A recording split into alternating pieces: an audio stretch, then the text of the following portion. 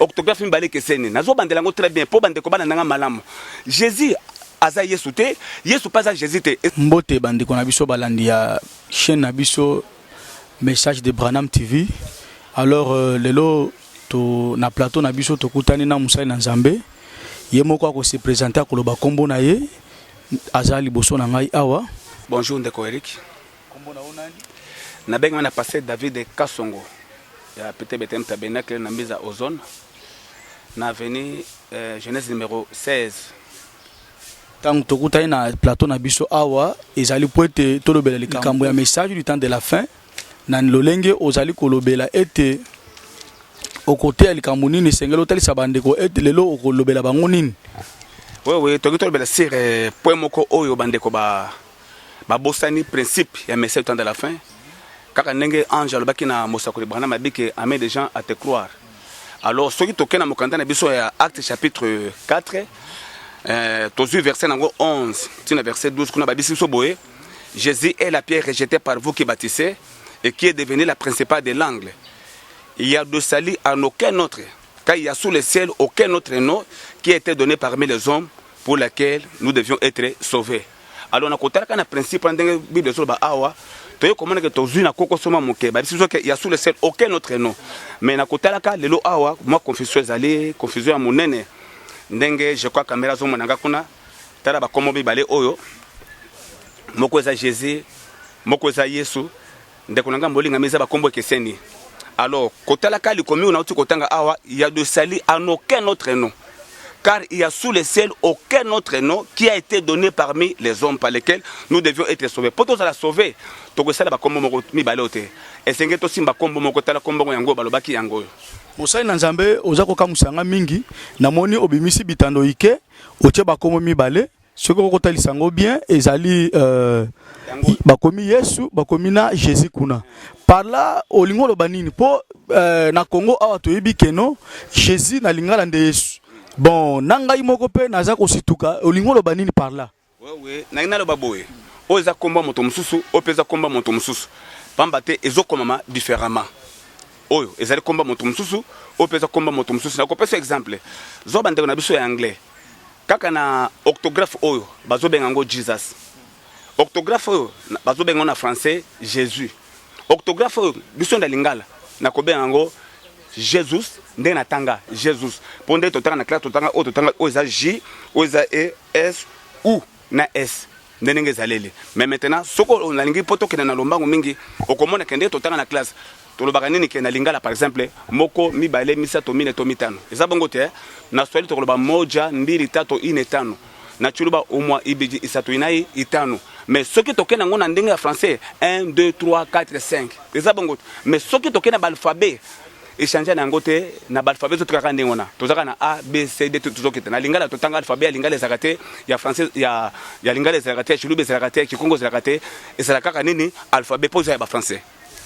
Olingo ba ete soki balingi bakoma kombo ya Jésus bakoma kaka na ba lettre mitano batika ngoka na orthographe yo na 5 lettres nango po ezana litomba selon William Branham. Pourquoi na kopesa ndeko Eric William Branham na yoki ozoloba mingi William Branham nde nani azali prophète du temps de la fin 11 ans batindi suna elekoyo azali prophète 11 ans batindi na elekoyo po ya lobaki déjà boye selon ba enseignement na yende na lobaki liboso ayebisi biso boye ange ayebisaki ke amène les gens à te croire na par exemple na les oies du temps de la fin yemoko ateki mate o ayebaki makambo ekosala manatango na suka alobini nazwi paragraphe nango awa tomeka kotanga na limbisa ngai papa nazana mutuna parce que ozo compressionner nga makasi ezambala liboso ko yoka lisolo ngo ndengo lobi yango c'est-à-dire que William Branham nde alobi ke kombo ya Jésus esengeli bako mango kana 5 lettres nde kombo na yangwana pourquoi 5 lettres posa chiffre ya grâce soki nango tunga na mutuna bo okena prédication na ba matin o yate na biki na zako s'adresser bandeko bandima message frère Branham otangi na la plus grande bataille jamais livrée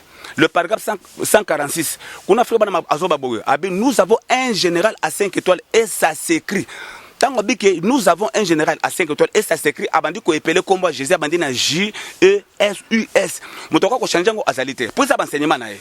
Bon nako yokaka pe mingi na o etali message ndeko Branham azanda ba mikanda ateya azape na mate ateya o ezana ba enregistrement ba tupe ba yokaka pe yango pe azana mikanda o ya ateya est-ce que ko prouver biso normalement pe mokilozo ko landa yo partout kotalisa bato keno makambo za koloba pena eza ko uta na mosakoli Branham ndenge oto koloba parce que olobi bien que Branham aza mosali ya Nzambe aza prophète ya Nzambe kasi ezali mabe ko kosala mosali ya Nzambe makambo esengeli bobele o bandela kaka ye o ya lobi okoki ko prouver biso pe kotalisa mokili keno makambo za koloba eza ya solo nazo prouver bandeko na kobanda na les soins du temps de la fin pour attirer les soins du temps de la fin azolo banini nazui paragraphe nango ya 88 poto zongonga sobino boto bosana obanda na 67 nga zo banda na 68 poto wela mangonga moke abibo Balaam oint du même Saint-Esprit Balaam oint du même esprit qui était sur Moïse.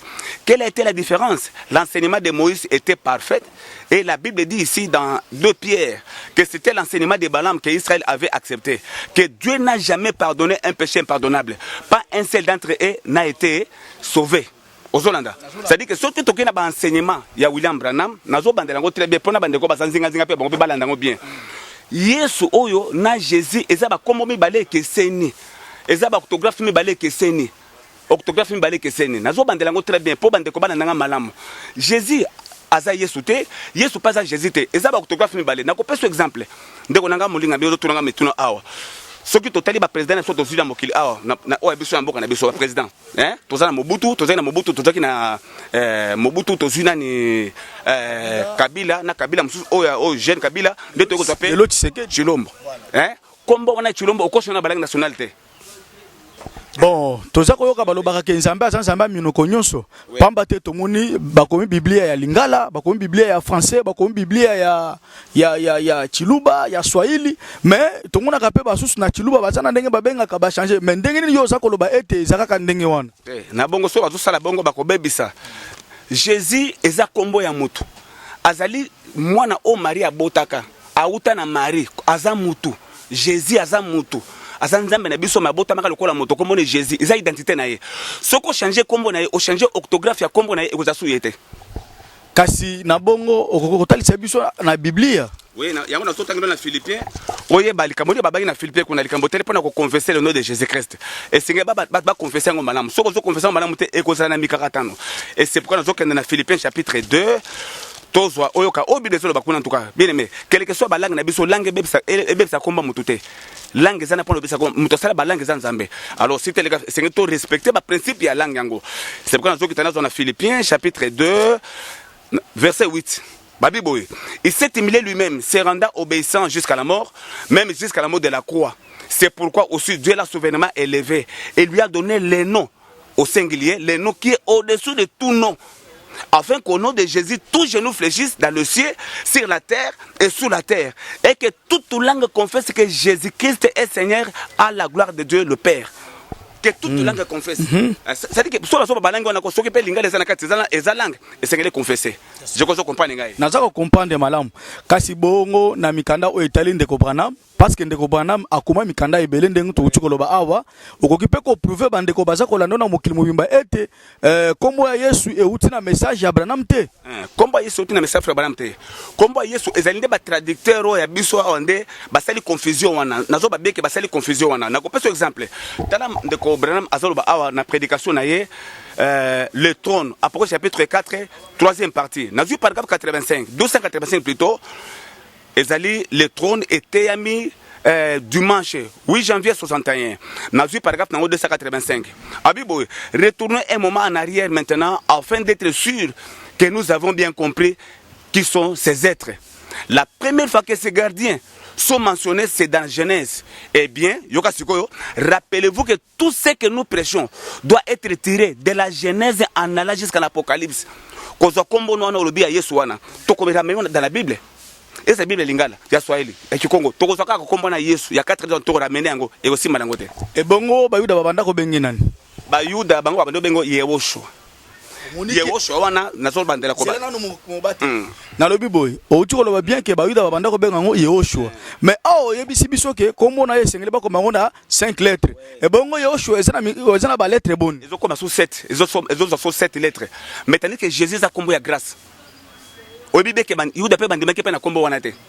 bayambaki pe na kombo na te lokwa to zo tourner ngambo ya bato mabota ngambo na biso bato mabota esengeli asa pona grâce yango liba ta bazo atango zo kita bazo bani grâce pour elle pona mwasi na libala et les noirs sengeli tende de grâce selon les enseignements de William Branham wana pona koyoko malamu olingi koloba keno bayuda bazana olengi na bango bayambelaki ye pe biso bato mabota tozana olengi na biso toyambiye biso bato mabota tozo yamba Jésus sauveur po kombo na ya Jésus sauveur wana eso ezana signification na yango eso terminaison eso ezana signification nango nazo peso exemple nazo kombo ya Abraham HAMO ezana signification na yango c'est-à-dire que tokobenga musakolo ndako olimbola HAMO alobini père des nations eso yo eza Élie de Jéhovah qui nous sauve eso mais soko longoli yango ebebisi makambo Ozolanda.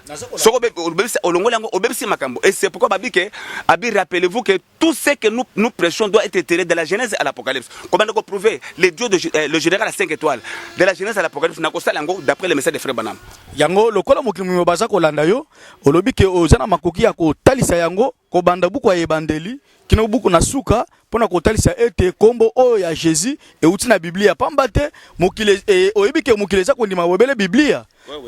Pe mosakoli nyonso akoteya libanda Biblia tokondima ete pe sengeli oteya vraiment na kotala kana Biblia keno makambo za koloba pensa ya solo po pamba te mokili mbeza kolanda yo e bongo nazana motuna mususu soki mutu alingi akotelemela yo na makambo oyo akoki pe komona yo akoki koya na kopesa numéro ya telefone ngai na suka emission na biso na kopesa numéro ya telefone o ndeko nso kolinga aya na biki akwa kotelemela ngate akwa ndeto se compléter pamba te il n'y a pas de Saint-Esprit, il n'y a qu'un seul Saint-Esprit aux Jésus-Christ et Yemoko. Il n'y a pas de Saint-Esprit. Le même Saint-Esprit on a zanango yango de batuma pe bazoki. Il peut sortir les mêmes Saint-Esprit on a zanango to travailler ensemble. To kender ensemble to se compléter, to discuter, to collaborer très bien avec des écritures to de l'avant. C'est là mukie monsali na Nzambe et bongo tant to za komona awa na ensemble ebele soki omoni mute ya français aza kote alobi Jésus, ya lingala limboli Yesu, ya chiluba limboli Yesu, ya swahili limboli Yesu tout ça. Ndenge baza ko limbola bongo. Et bongo bato nyonso bandima wana pe basi bakufa suka na bango ekozela ndenge nini pe bakozala wapi bato wana bakufi na ignorance nzamba tala ka ignorance te soko ozana ignorance nzamba kolimbisa yo bato wana bakufi bazana ignorance nzamba kolimbisa bango mais maintenant tano zote ya boyo bo bazo capter yango bien balongwe na ignorance toke na nini so baboy kondima yango ekomi iniquité ignorance zelo comme susu iniquité zelo comme susu ça dit que ignorance za muto yo ba ayebi kambo na te. Ok, nzamba kolimbisa ye. Mais maintenant lokola yo yebi que Jésus eza Yesu te, Yesu pesa Jésus te. Te longo na ignorance maintenant ko yebi comme la connaissance on a déjà. Pour Bible le bique na Joël chapitre 2, babi que mon peuple ne sera plus jamais dans la confusion. Makambo eza penza minene bandeko na biso baza kolanda biso bipa nyonso soki ozana motuna okokipe koya kotuna lokola numéro na biso ya telefone ezana asia itando ike wana okozwa yango pe na suka mosali na Nzambe akopesa numéro na ye pe ya telefone soki bozana bosenga na ye bobengi tokoya kobengisa ye lisusu tokotuna penza mituna kasi tozolinga ete o prouver biso na message ndengo oti koloba keno kombo oyo vraiment eza kobala na tena kombo ya Jésus. OK, na bandeli sika totanga ki poto zwa likansanso malamu bisika na tanga ki na le trône. Abibo, rappelez-vous que tout ce que nous prêchons doit être tiré de la Genèse en allant jusqu'à l'Apocalypse. Holandi, maintenant ce qu'on a dit, ce qu'on a banda kozongo très bien en allant de Genèse à l'Apocalypse. Pour la mango ngamoke. Na kena mokanda toujours oye moko ya motei Branham. Israël en Égypte, nazo pesa anet etemaki le 25 mars 1953, nazo paragraphe numéro 12. Et l'Ancien Testament était une ombre ou un type du Nouveau Testament. Tout l'Ancien Testament pointait le calvaire. Avec l'aide du Saint-Esprit, je crois qu'au cours des semaines à venir, combien de temps, j'ignore. Mais je peux prouver, je peux prouver que chaque chapitre de l'Ancien Testament parle de Jésus-Christ. Chaque chapitre de l'Ancien Testament parlait de Jésus-Christ. Nous avons après chapitre 5, deuxième partie. Yoka paragraphe 191, kuna ndeko Branham azakolo baboy. Concernant kaka enseignement na ye. Abi boy. Paragraphe 191, Ezali après chapitre 5, deuxième partie. Abi bon, c'est ainsi que Dieu a procédé en son livre scellé de 7 sceaux. Maintenant, aussitôt qu'il détache ceci, cette révélation apparaît directement. Apparaît directement et va d'un bout à l'autre jusqu'au dos du livre. C'est pourquoi vous pouvez prendre le nom de Jésus-Christ et le démontrer de la Genèse à l'Apocalypse. Koza kombo ya Jésus-Christ, komanda ko démontrer yango. Yango ce qu'on a bani ko démontrer yango, ndongo pesinga ngonga.